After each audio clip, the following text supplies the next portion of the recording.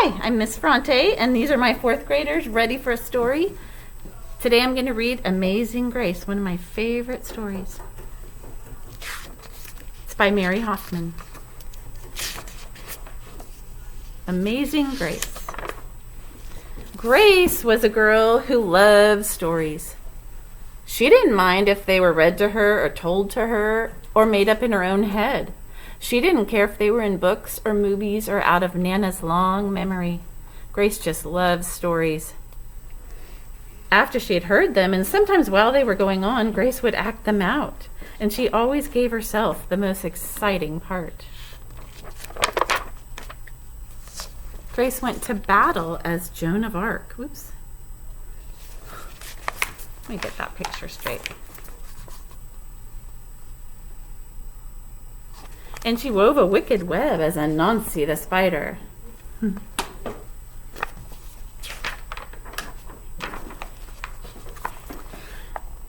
She hid inside the wooden horse at the gates of Troy. She went exploring for lost kingdoms. She sailed the 7 seas with a peg leg and a parrot.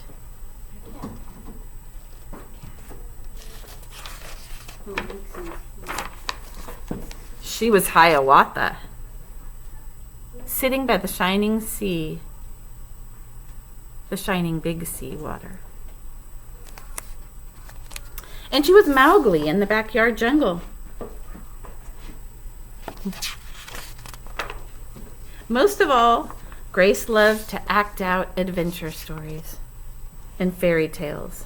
And when there was no one else around, Grace played all the parts herself. She set out to seek her fortune with no companion but her trusty cat, and she found a city with streets paved in gold. Or she was Aladdin, rubbing his magic lamp to make the genie appear. Sometimes she could get Ma and Nana to join in when they weren't too busy. And then she was Dr. Grace, and their lives were in her hands. One day, Grace's teacher said they would do the play Peter Pan. Grace knew who she wanted to be, and when she raised her hand, Raj said, "You can't be Peter. That's a boy's name." But Grace kept her hand up. "You can't be Peter Pan," whispered Natalie. "He isn't black."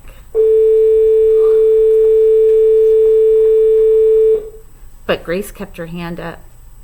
"All right," said the teacher. "Lots of you want to be Peter Pan, so we'll have auditions next week to choose parts." And she gave them words to learn. When Grace got home, she seemed sad. "What's the matter?" asked Ma. "Raj says I can't be Peter Pan because I'm a girl." "That just shows what Raj knows," said Ma. "A girl can be Peter Pan if she wants to." Grace cheered up, and then later she remembered something else. "Natalie says I can't be Peter Pan because I'm black," she said. Ma looked angry. But before she could speak, Nana said, "It seems that Natalie is another one who doesn't know nothing. You can be anything you want, Grace, if you put your mind to it."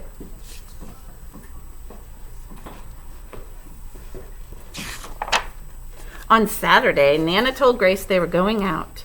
In the afternoon, they caught a bus and a train into town.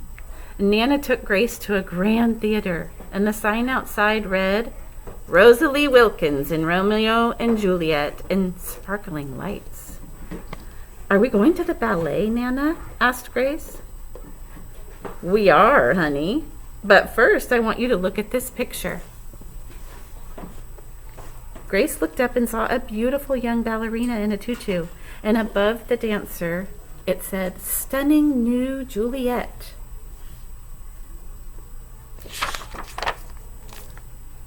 "That one is little Rosalie from back home in Trinidad," said Nana.